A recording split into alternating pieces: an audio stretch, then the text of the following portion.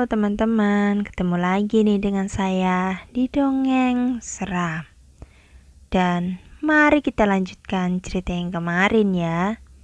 Sebelum mendengarkan, tolong like, comment, subscribe, dan share. Jangan lupa tekan tombol loncengnya. Terima kasih.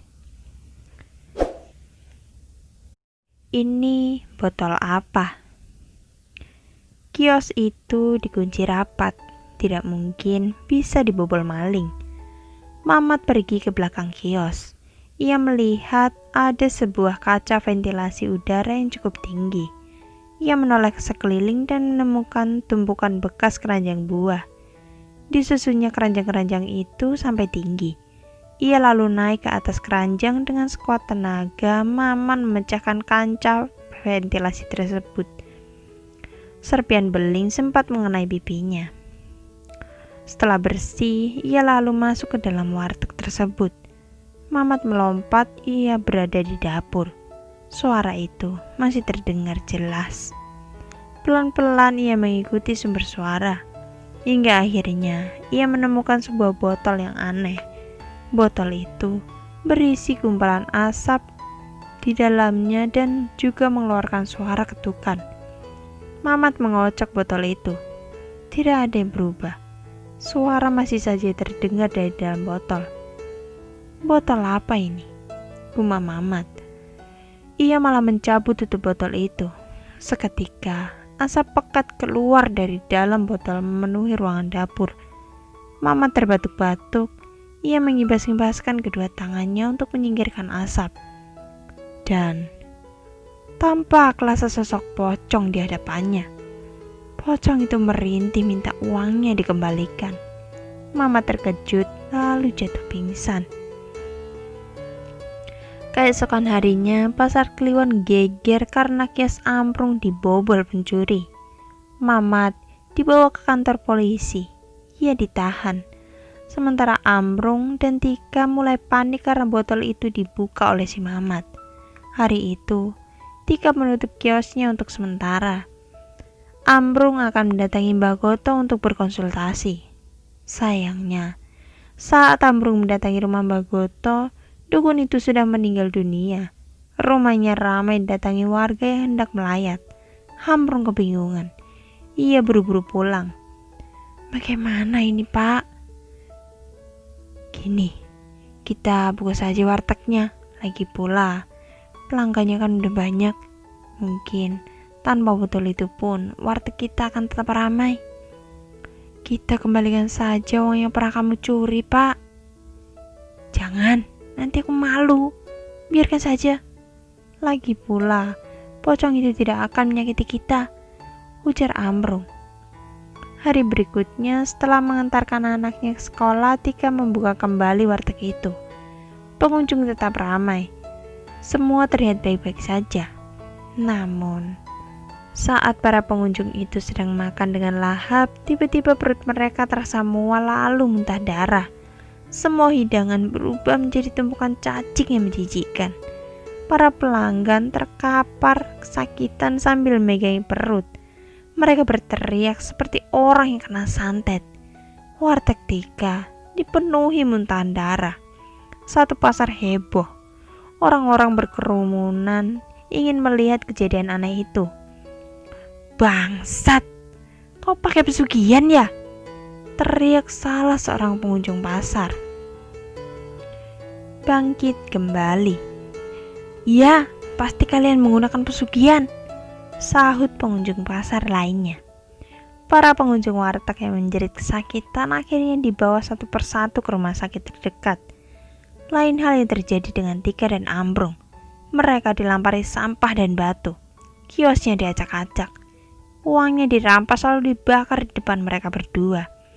Ampuni kami, sungguh kami tidak menggunakan pesugihan. Amrung memeluk istrinya, melindungi dari amukan warga. Halah, bohong kau. Sebuah kayu menghantam kepala Amrung. Ia terkapar dengan darah bercucuran. Pak! Tika menjerit sambil merangkul suaminya. Sebelum warga sempat membunuh mereka berdua, polisi datang berhamburan ke pasar Kliwon. Salah satu pimpinan polisi menembakkan senjata api ke udara untuk membubarkan kerumunan. Untung saja, Ambrung dan Tika masih bisa diselamatkan. Dan yang terjadi selanjutnya sangat menyedihkan. Warteg mereka ditutup paksa lalu dilabeli warteg pesugihan. Itu sangat memalukan. Akibat hantaman benda tumpul, Ambrung tidak sadarkan diri selama 2 hari. Ia dirawat di rumah sakit yang sama dengan para pelanggan wartegnya. Suatu malam di rumah sakit, saat Tika dan anaknya tertidur pulas di samping ranjang Ambrung, tirai jendela bergerak tertiup angin. Muncul bayangan pocong di luar sana yang siap menagih uangnya kembali. Sementara itu, Ambrung terbaring dengan tenang. Tangannya diinfus, mulutnya dipasangi alat bantu pernafasan, dadanya turun naik bertanda kalau ia masih hidup. Ambrung bermimpi kalau dirinya sedang berada di sebuah tempat yang sunyi. Ia duduk seorang diri di atas bangku. Dari arah kanannya terdengar suara langkah sepatu mendekat. Itu Mbah Goto.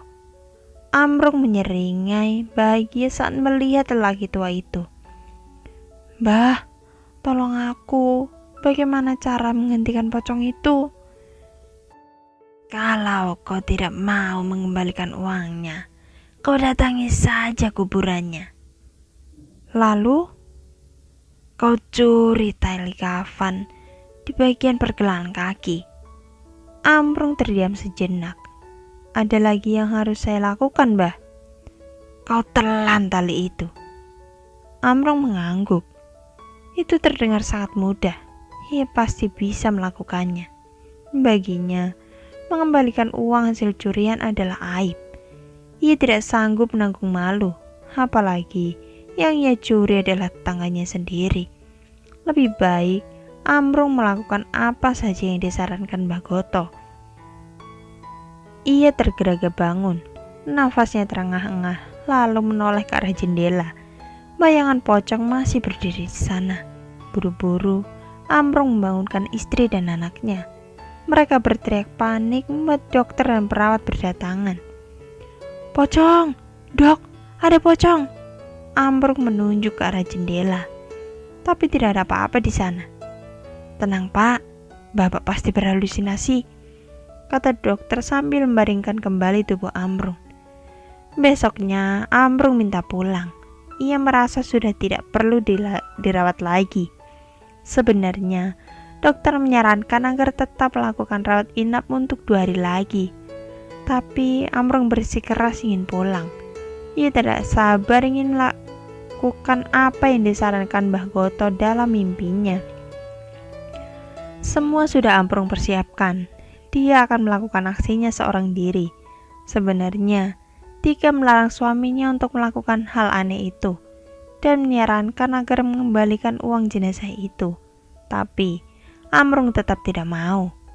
Maka malam itu, saat orang-orang sedang tidur pulas, Ambrung berangkat menuju kuburan Pak Rusdi dengan mengendarai motor barunya. Siang tadi, ia sudah pergi ke sana untuk memastikan lokasi kuburan Pak Rusdi. Tidak sampai 20 menit, ia tiba di pemakaman. Ambrung menoleh ke sekeliling, memastikan kalau tidak ada siapapun yang melihat aksinya. Ambrung tersenyum. Ia sudah menemukan kuburan Pak Rusdi. Sebuah cangkul dikeluarkan dari dalam karung. "Pocong bangsat," gumam Ambrung. Saat cangkul itu ditancapkan di atas tanah kuburan, tiba-tiba permukaan tanah itu bergetar. Ambrung panik. Tapi ia tetap melakukan aksinya. Tanah itu berhasil ia gali. Bau busuk menguar menusuk hidung. Mayat itu sudah penuh dengan belatung. Wajahnya membusuk, bahkan terlihat tulang tengkoraknya. Tangan Ambrung bergetar saat mengambil tali kain kafan di bagian pergelangan kaki. Ia meraih sebotol air dari permukaan makam yang sengaja ia bawa. Ia menggulung tali tersebut lalu menelannya sambil meneguk air. Ketukan pintu. Setelah berhasil menelan tali kain kafan tersebut, ia menutup kembali liang lahat itu dan bergegas pulang. 2 hari berlalu, tidak ada pocong yang mengganggu keluarga Amrung. Ia kira saran Bagoto itu berhasil mengusir pocong. Sayangnya, ketenangan keluarga Amrung hanya bertahan selama 2 hari. Di malam berikutnya, pocong itu kembali muncul. Ia mengetuk-ngetuk pintu rumah, membuat Amrung dan keluarga susah untuk tidur. Entah apa yang terjadi, Amrung tidak mengerti. Padahal dia sudah melakukan semua yang dikatakan Bagoto. Pelan-pelan, Amrung dan istrinya keluar dari dalam kamar. Mereka mengintip dari balik tirai jendela. Benar saja, pocong itu berdiri di depan rumah sambil menggedor-gedor pintu dengan kepalanya. Di bagian pergelangan kaki, kain kafannya terbuka dengan talinya yang sudah dicuri. Kini pocong itu hanya bergumam dengan suara tidak jelas.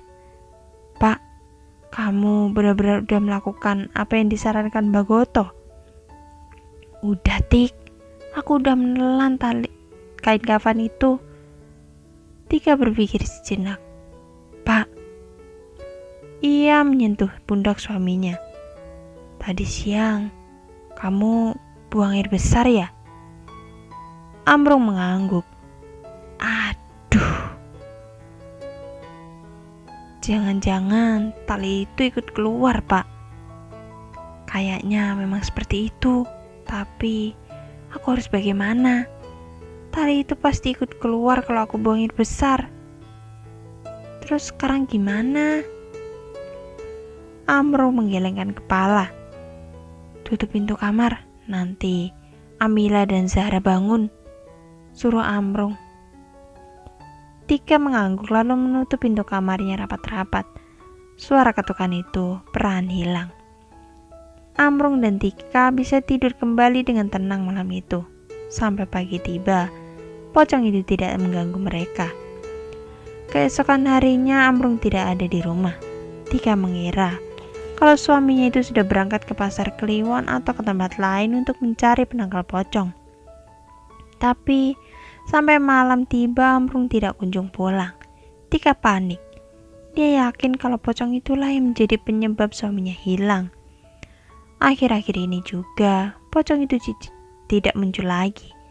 Dengan sisa uang yang ada, akhirnya Tika memutuskan untuk mengembalikan uang yang pernah dicuri oleh suaminya. Sore itu, Tika mengetuk pintu rumah Jubaidah. Wanita itu mempersilakan Tika untuk masuk. Ruangan rumah tampak hening. Terkesan hanya Jubaidah yang tinggal sendirian di rumah itu. "Jubaidah, aku mau ngomong sesuatu sama kamu." "Tumben sekali. Ada apa ya Mbak Tika?" Jubaidah tersenyum. Ia tidak bisa menebak apa yang akan dibicarakan tetangganya itu. "Tapi aku mohon kamu jangan marah." Tika menyentuh ke lengan Jubaidah. "Ada apa ya?" Ragu-ragu Tika mengeluarkan amplop coklat berisi uang. "Dulu suamiku yang mencuri uang sedekah bapakmu. Sekarang aku mau kembalikan uang itu."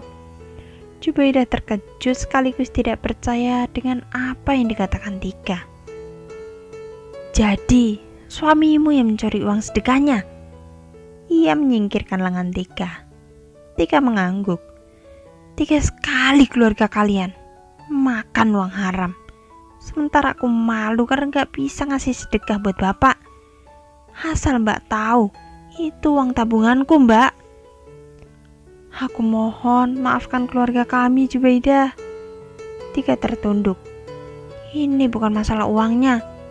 Ini soal harga diri dan tanggung jawab aku sebagai anak. Aku gak bisa maafkan kalian." Jubaidah malah mengusir Tika. Ia tidak sudi menerima uang dari Tika. Bahkan, Jubaidah mengancam akan membawa kasus ini ke pengadilan. Tika pun putus asa. Tidak ada cara lain lagi untuk mengembalikan suaminya. Setiap kali anak-anaknya menanyakan Amrung, Tika selalu bilang kalau bapak mereka sedang bekerja di luar kota. Sore itu, hujan turun dengan deras. Tika sedang memasak telur dadar. Sudah seminggu Amrung hilang dan Tika belum melaporkannya ke polisi. Lagi pula, ini bukan urusan polisi. Tika merasa tidak ada gunanya melibatkan polisi karena ini adalah urusan gaib. Satu-satunya cara adalah mencari dukun sesakti Mbah Goto yang bisa menerawang keberadaan suaminya. Tika, tiba-tiba ada yang memanggilnya dari belakang. Itu jelas sekali suara Ambrung. Tika menoleh ke belakang. Ia berjalan ke ruang tamu. Tangannya masih memegang spatula. Tika, tolong aku, Tik. Suara itu sekarang ada di dapur. Pak, kamu di mana, Pak? Panggil Tika. Ia panik mencari ke seluruh ruangan. Kembalikan uangku. Suara itu hilang. Tika menangis. Ia sudah mendatangi beberapa dukun, tapi mereka semua menyarankan untuk mengembalikan uang yang Ambrung curi. Tika bingung lantaran Jubaidah tidak mau menerima uang itu. Saat Tika bangun dari duduknya, tiba-tiba saja ada seperti menendang dadanya. Ia terpental beberapa langkah ke belakang dan tidak sadarkan diri. Yang terjadi selanjutnya sangat aneh. Ia membenturkan kepalanya sendiri ke dinding sampai berdarah. Ibu! Zahra muncul dari dalam kamar. Ibunya tidak menjawab. Ia terus membenturkan kepalanya ke dinding dengan keras. Ibu kenapa? Zahra mendekat perlahan lalu menyentuh punggung ibunya. Ia sangat terkejut melihat ibunya sendiri. Wajah Tika penuh dengan darah. Kedua bola matanya berubah menjadi putih semua. Ia menyeringai mengerikan pada Zahra. Anak itu berteriak. Tidak lama kemudian, Amila muncul. Ia juga ketakutan saat melihat wajah ibunya sangat aneh dan mengerikan itu. Tika yang sedang dikendalikan makhluk gaib mendekati kedua anaknya perlahan. Sebuah pisau diraihnya. Ia hendak membunuh kedua anaknya. Pocong yang merasukannya itu benar-benar sudah marah. Kali ini dia akan menghabisi semua keluarga Ambrung. Untungnya, Amila berhasil keluar rumah. Sementara Zahra tidak bisa lari. Ia sangat ketakutan dan berteriak sekencang mungkin. Tika mengayunkan pisau di tangannya dan hendak menusukkannya ke kepala Zahra. Tapi, dari pintu rumah muncul Pak Darsoni, seorang ustadz kampung. Ia lari dan menabrakkan dirinya sendiri pada tubuh Tika. Pisau di tangan wanita itu menebas sembarang arah hingga melukai lengan Pak Darsoni. Dengan susah payah, akhirnya Pak Darsoni berhasil melepaskan pisau itu dari genggaman Tika. Kedua telapak tangan Pak Darsoni berlumur darah. Karena menyentuh wajah Tika, ia membisikkan ayat-ayat Quran ke telinga Tika. Wanita itu mengamuk tidak karuan, berteriak, memukul-mukul punggung Pak Darsoni. Warga mendengar kegaduhan. Mereka berkerumun di mulut pintu rumah Tika. Terkecuali Jubaidah. Ia tidak peduli apapun yang terjadi pada keluarga Ambrung.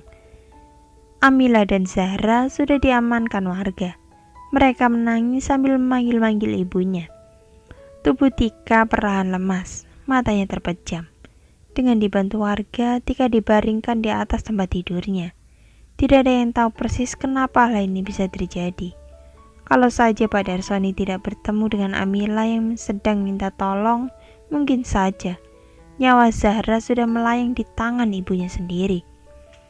Setelah siuman, Tika menceritakan semuanya. Pak Darsoni menyarankan Tika agar tinggal bersama keluarga Pak Darsoni untuk sementara waktu karena takut terjadi kembali hal-hal yang tidak diinginkan.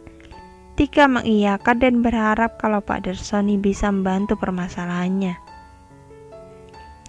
2 hari tinggal bersama keluarga Pak Darsoni, pocong itu tidak lagi muncul.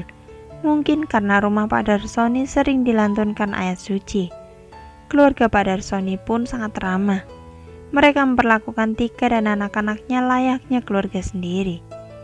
Sudah berkali-kali Pak Darsoni mendatangi Jubaidah, membujuknya agar mau menerima uang yang dicuri Ambrung. Tapi tetap saja wanita itu keras kepala. Dia bersumpah sampai kapanpun tidak akan pernah memaafkan keluarga Ambrung. Susah. Jubaidah tetap tidak mau menerima uangnya. Pak Darsoni duduk di sofa. Ia membuka peci lalu meletakkannya di atas sofa. Lalu, apa yang harus saya lakukan? Pak Darsoni terdiam. Ia sedang berpikir. Begini saja. Kau bagikan uang itu ke warga kampung tempat Pak Rusdi dimakamkan. Kau niatkan sedekah untuk jenazah Pak Rusdi. Tika mengangguk. Besoknya, ia langsung menuju kampung tersebut. Satu persatu Tika mendatangi rumah penduduk. Ia minta maaf atas apa yang telah suaminya lakukan. Ada yang menasihati Tika, ada juga yang menyumpahi lalu marah-marah. Tapi Tika tetap membagikan amplop berisi uang sedekah. Setelah selesai, ia mendatangi kuburan Pak Rusdi untuk meminta maaf sambil menangis. Tolong, kembalikan suamiku, desis Tika. Gundukan kuburan itu bergetar, seperti ada yang mengguncangkannya. Tika mundur beberapa langkah. Ia ketakutan. Maafkan kami. Dari sela-sela tanah kuburan, perlahan muncul asap kental diiringi dengan suara rintihan. Kembalikan tali kain kafanku. Tika hampir lupa kalau tali kain kafan itu juga sempat dicuri oleh Amprung. Baik, aku akan cari tali itu, kata Tika. Segera Tika lari. Yang ada di benaknya hanya satu. Pasti tali itu masuk ke dalam lubang septic tank. Mau tidak mau, septic tank rumahnya harus dibongkar. Sesampainya di kampung, dia langsung mendatangi tukang bangunan untuk memintanya membongkar septic tank rumahnya. Tika tahu, tidak mudah menemukan tali itu. Tapi mau bagaimanapun, ia harus tetap mencobanya. Maaf mbak, kalau harus masuk ke dalam septic tank, saya tidak sanggup. Tika diam sejenak. Tak apa, biar aku saja yang masuk. Aku hanya minta tolong bongkar septic tanknya. Memangnya apa yang mbak cari? Tanya Ruslan. Pokoknya benda penting. Bisa ke rumah sekarang? Bisa mbak, sebentar ya. Ruslan masuk ke dalam rumahnya lalu muncul kembali dengan membawa palu pemecah batu dan juga linggis. Setelah susah payah, Ruslan bongkar septic tank rumahnya Tika. Mereka berdua mengenakan masker dan kacamata. Setelah berhasil dibongkar, Tika pelan-pelan masuk ke dalam septic tank. Tubuhnya tenggelam sedada. Bau menyengat membuatnya merasa pusing. Tangannya meraba-raba segala arah mencari tali. Ketemu mbak? Tanya Ruslan dari atas. Tika menggelengkan kepala. Namun tidak lama kemudian, lengan Tika meraih sebuah tali. Ia tersenyum. Tika yakin kalau itu adalah tali kain kafan. Anehnya, tali itu seperti tersangkut pada sesuatu sehingga susah dicabut. Susah dicabut nih, kata Tika. Ia menarik tali itu sambil berteriak, mengeluarkan seluruh tenaganya. Tali lepas, Tika terjungkal. Untung saja ia masih bisa menahan keseimbangan. Dugaan Tika benar, kalau tali itu adalah tali kain kafan. Setelah ia naik ke permukaan lalu mencuci tali tersebut. Itu tali apa mbak? Tanya Ruslan. Tika tidak menjawab, ia malah beranjak ke kamar mandi untuk membersihkan tubuhnya. Setelah selesai, ia kembali menghampiri Ruslan dan memberikan sejumlah uang. Ini uang upahmu. Wah, besar sekali mbak. Iya, itu upah sekaligus untuk menutup kembali septic tanknya. Dan ini uang untuk membeli bahan-bahan yang dibutuhkan untuk menutup septic tank, lanjut Tika. Baik mbak. Ruslan beranjak pergi ke toko material. Malam hari, Tika kembali mendatangi kuburan Pak Rusdi. Ia membawa senter sebagai penerang. Burung hantu berkukuk dari balik pohonan, membuat suasana menjadi semakin menakutkan. Sesampainya di kuburan, Tika mengeluarkan tali kain kafan dari dalam plastik warna hitam. Ini, ku kembalikan talinya, ujar Tika. Wajahnya jelas ketakutan. Gundukan kuburan itu tidak bergerak sama sekali. "Pak Rusdi, tolong kembalikan suamiku." Kali ini Tika menangis sambil memohon. Dari dalam tanah tiba-tiba muncul sebuah tangan. Tika terkejut. Ia buru-buru menyodorkan tali itu. Tangan itu langsung meraihnya lalu masuk kembali ke dalam tanah. Perjuangan Tika tidak sia-sia. Dari kegelapan muncul Ambrung yang berjalan tertatih-tatih. Segera Tika berlari ke arah suaminya lalu memeluknya sambil menangis. Ambrung terlihat sangat kelelahan. Tika pun memapahnya pulang. Sebelum pergi meninggalkan kuburan, Ambrung menghentikan langkahnya. Ia menoleh ke kuburan Pak Rusdi. "Maafkan kami," desis Ambrung. Selesai. Terima kasih teman-teman. Dan nantikan cerita-cerita lainnya hanya di Dongeng Seram.